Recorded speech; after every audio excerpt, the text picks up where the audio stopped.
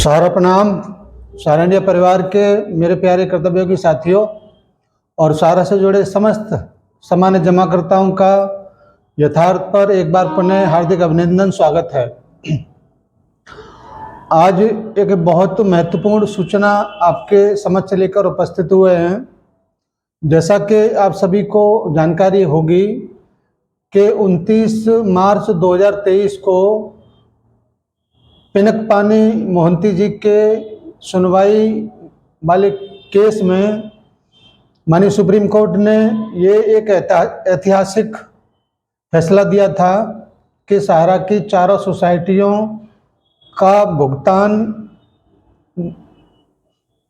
आगामी 9 माह के अंदर करना है और इसकी पूरी जिम्मेदारी सहकारिता मंत्रालय के माध्यम से माननीय न्यायमूर्ति रिटायर न्यायमूर्ति सुभाष रेड्डी जी की देखरेख में और गौरव अग्रवाल जी के दिशा निर्देश में सीआरसी को दिया गया था।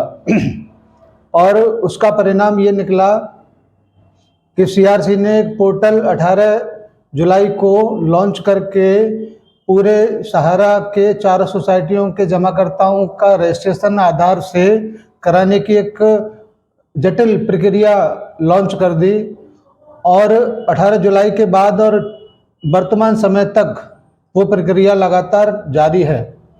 मगर उस प्रक्रिया में तमाम ऐसी खामियां लोगों को नज़र आईं जिसकी वजह से बहुत सारे लोग थोड़े से नाराज़, थोड़े से गुस्से में नज़र आए पूरे हिंदुस्तान भर में। और सोशल मीडिया पर भी इसी प्रकार की बहुत सारी बातें आप लोगों को देखने को, सुनने को वर्तमान के समय में मिल रही होंगी, मगर वो संख्या बहुत छोटी है, शायद ही किसी के कानों में वो आवाज़ पहुंच पाए। लेकिन अब फैसले की घड़ी आने वाली है जिसका इंतज़ार पूरा देश कर रहा है। पिनकपानी मोहंती जी के मामले को लेकर 5 दिसंबर को एक साइट पर, सुप्रीम कोर्ट की साइट पर कुछ चीज़ें प्रदर्शित हुई थी और वो केस लिस्टिंग हुआ था 12 तारीख को। 12 तारीख को लिस्टिंग होने के बाद वो कुछ उसमें खामियां रही होंगी, इस वजह से उसको 14 तारीख को लिस्ट किया गया है। 14 दिसंबर को क्या होने वाला है? क्या हम इस पोर्टल से संबंधित समस्त प्रॉब्लम या समस्त जानकारियों को माननीय सुप्रीम कोर्ट के समक्ष रखने में कामयाब होंगे या सीआरसी और आगे समय मांगकर आपके भुगतान की प्रक्रिया को ऐसे ही प्रगति की तरफ ले जाती रहेगी?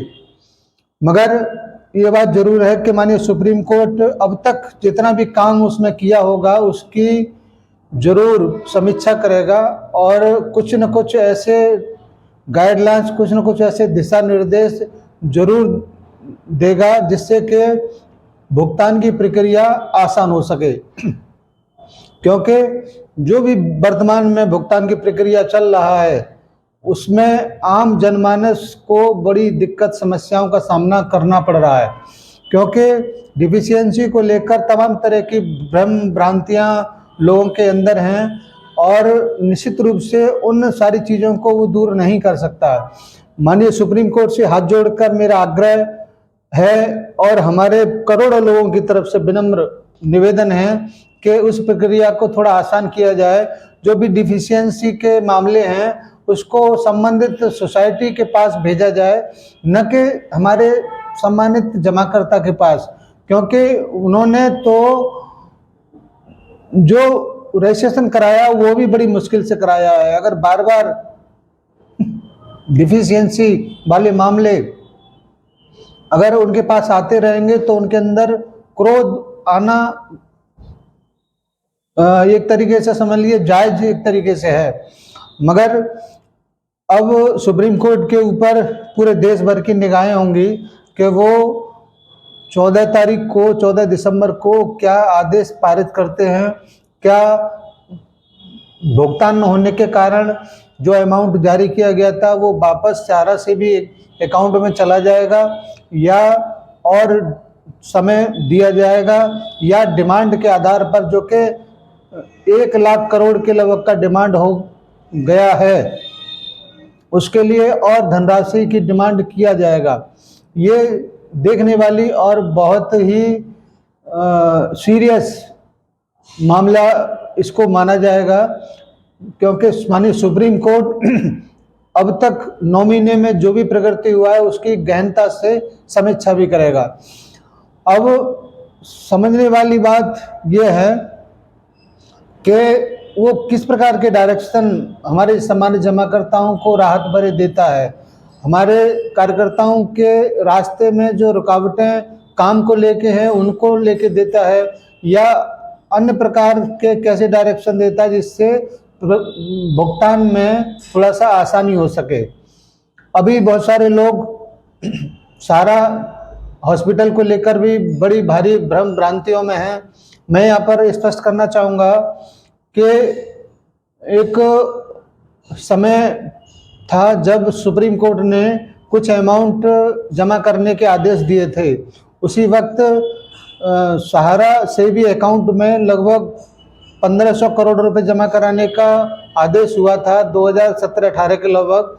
तब ऐसा सुनने में आया है, मेरे पास कोई साक्ष्य तो नहीं है, लेकिन ऐसा सुनने में आया है कि दीवान फाइनेंस से सहारा हॉस्पिटल को लेकर कुछ अमाउंट लिया गया था, 500 करोड़ रुपए के लगभग का अमाउंट लेकर सहारा से भी अमाउंट अकाउंट में जमा कराया गया था, जो कि वर्तमान समय में काफ़ी बड़ी रकम हो चुकी थी। इस वजह से उसको उन्होंने कुछ कोर्ट के माध्यम से कुछ आदेश करा के उसको अपने अंडर में लेने का आदेश करवा लिया है। 940 करोड़ का उसका वैल्यू निकला है। तो इस तरीके से वो एम्बार्गो से उसका कोई लेना देना नहीं होगा।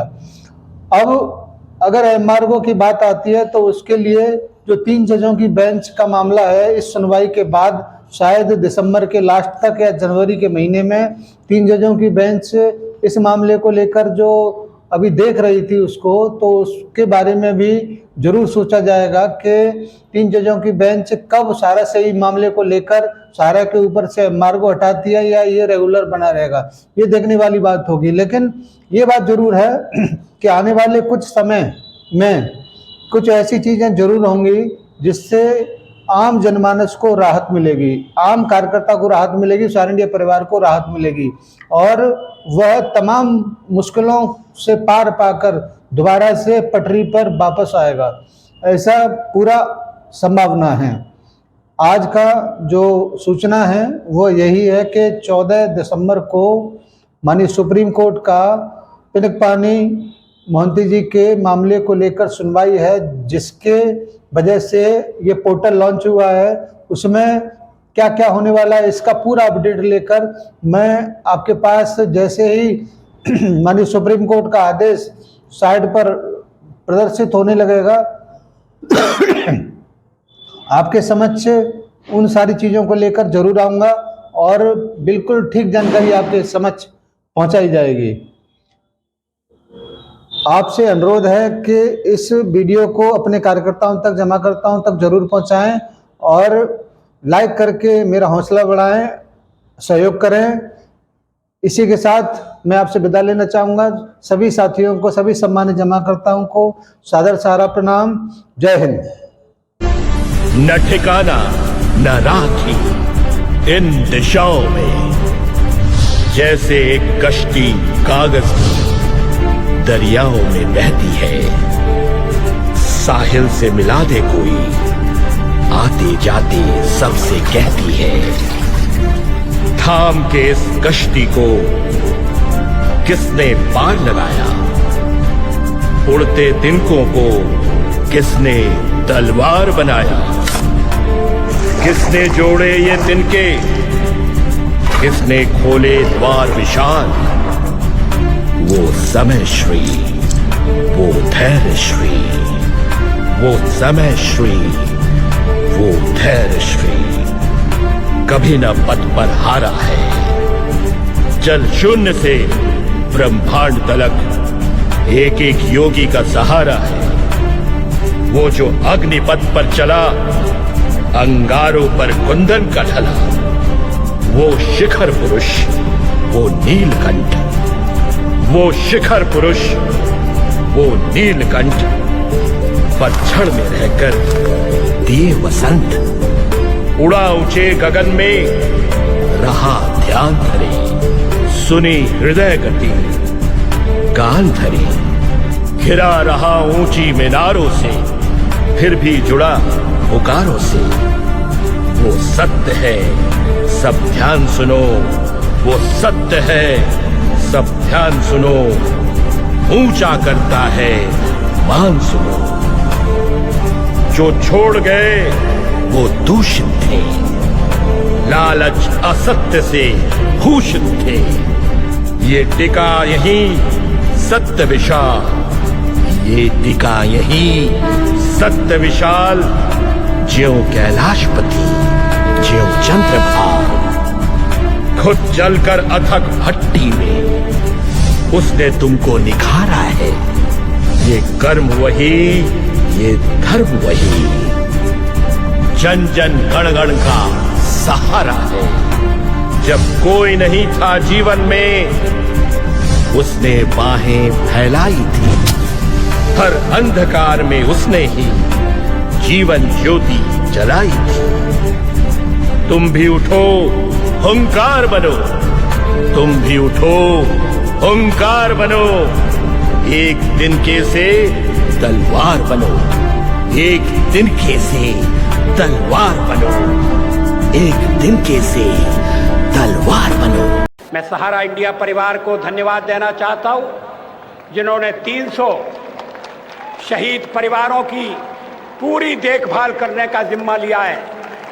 हमें विश्वास है कि इस तरह के और भी परिवार मैदान में आएंगे और देश के प्रति अपने कर्तव्य का पालन करेंगे।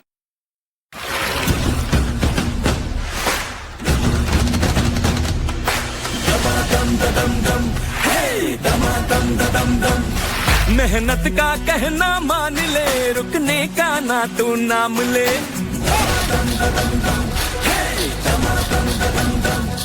उम्मीद है, अरमान है, हम खुद अपनी पहचान है। हम हैं सहारा, हम हैं सहारा, विश्वास की बहती धारा।